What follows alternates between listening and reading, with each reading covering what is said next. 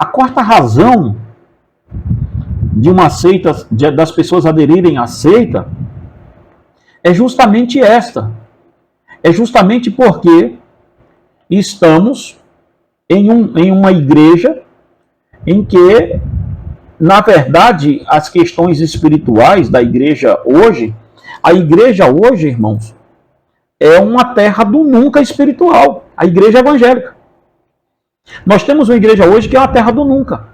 Desde o começo do século passado, nós vimos a igreja ser infantilizada em partes, e eu atesto isso ao movimento pentecostal brasileiro, que de certa forma incentivou os leigos a tomarem os seus púlpitos, e de lá para frente o que vimos foi justamente o evangelho que era totalmente comprovado pela Bíblia a ser atestado por sentimentos. Ou seja, uma das coisas, um dos grandes malefícios que o movimento pentecostal fez na pessoa das Assembleias de Deus, que fique muito claro isso aqui, das grandes aberrações que as Assembleias de Deus fizeram, histórica, e as de hoje fazem isso com maior maestria, é a de fazer com que o evangelho virasse uma coisa sentimental, com que virasse o que você sente e não o que está escrito. Por isso que você vai ver dentro do movimento pentecostal sempre sentir de Deus, sentir de Deus, sentir de Deus, sentir de Deus. E isto aqui, gente, é um prato cheio para uma seita. Porque não é mais o que a Bíblia atesta, não é o que a Bíblia diz, é o que você sente. Nós reduzimos a Bíblia, que é o aferidor da sua fé, ao que você sente. É esse o malefício. É essa a minha coisa aqui com o próprio movimento pentecostal, para você entender. Porque, por mais que eles digam que não, que nós temos a Escritura, eu sei da estrutura toda. Eu sei que eles creem na Bíblia. Eu sei tudo isso que a Assembleia de Deus faz.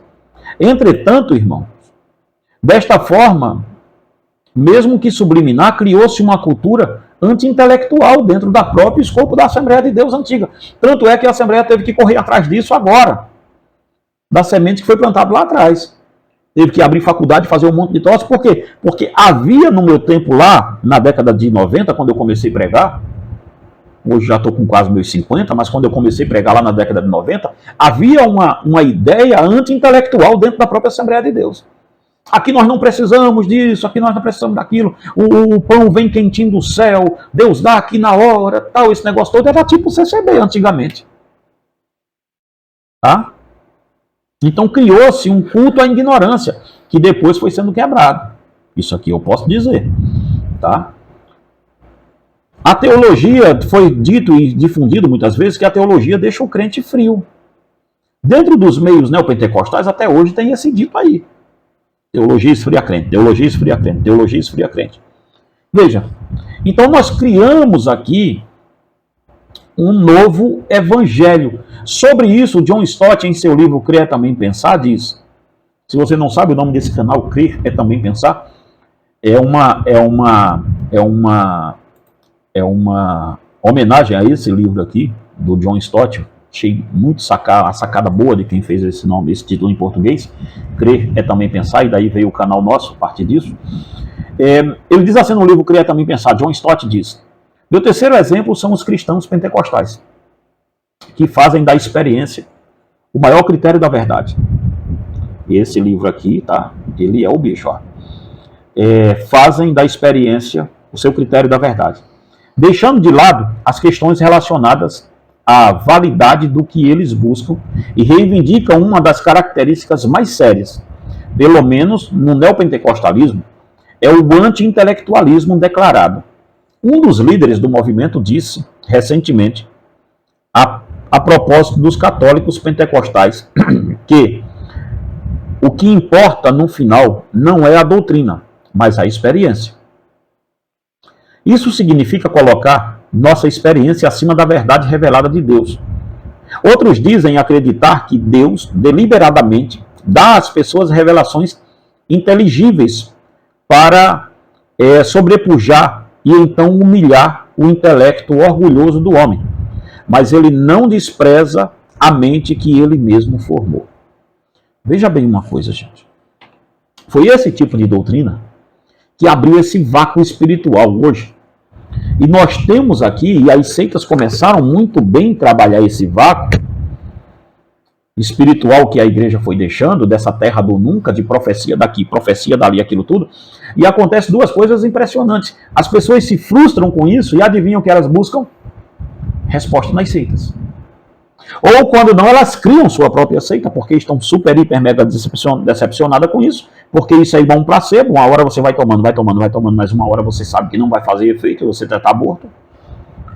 Com este tipo de novo evangelho, que traz em seu arcabouço as experiências maiores que o conhecimento da Escritura Sagrada, grande parte dos pastores proibiram os membros de avançarem rumo ao crescimento espiritual.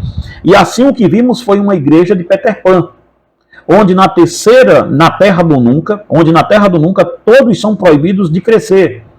Perceba, nessa terra do nunca que criaram de um evangelho anti-intelectualista, um evangelho anti-intelectual, uma coisa que Deus te dava na hora, esse negócio todo, o que é que as igrejas pentecostais mais antigas criaram? Criaram crentes despreparados. E aí veio o neopentecostalismo hoje. As pessoas, é uma tragédia, irmão, o neopentecostalismo, quadrangular, igreja quadrangular, essas outras igrejas, Universal, Graça, Mundial do Poder de Deus, essas coisas, esses movimentos que aparecem por aí de bispos orando para Deus curar, manda cartão, manda carnê, disso, aquilo, outro. Isso aí é no estudo de amanhã que eu vou tratar, tá? De apostasia. Mas vê só, nisso aqui tudo, o que entra uma espiritualidade Peter Pan, onde o cara é proibido de crescer. Basicamente, ela é proibida de crescer. Por que ela é proibida de crescer? Por uma coisa muito simples. O que está acontecendo?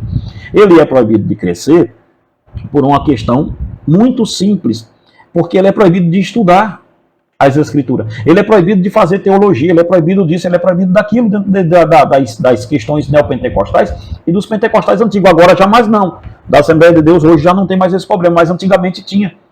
Mas os neopentecostais continuaram com isso. Então veja, assim, muitas igrejas que se dizem evangélicas não têm espiritualidade baseada na fé em Cristo, pois são crianças imaturas, carnais, como Paulo disse em 1 Coríntios 3, 1 ao 4.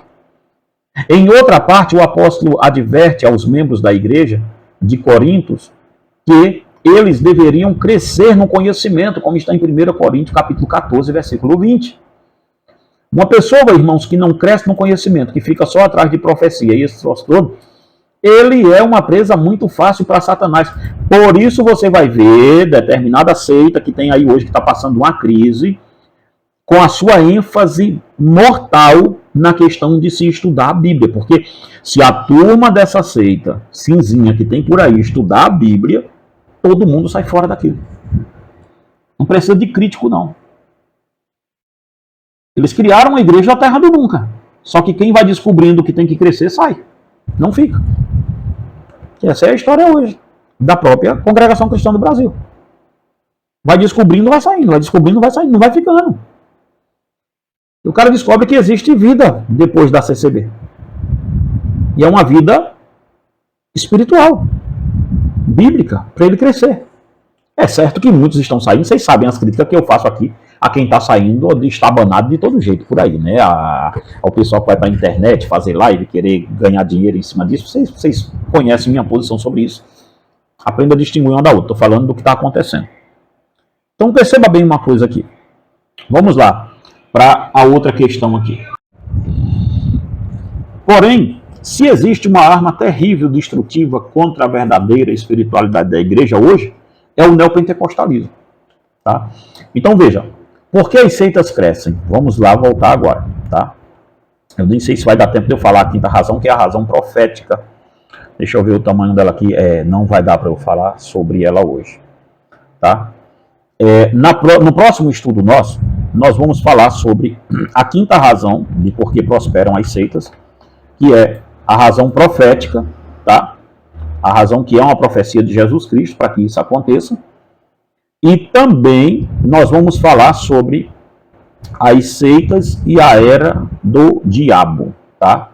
Em Apocalipse 12, 12, que diz: por isso festejais, ó céus, e vós que neles habitais, ai da terra e do mar, pois o diabo desceu até vós, cheio de grande cólera, sabendo que pouco tempo lhe resta. Nós vamos falar sobre isso aqui, tá?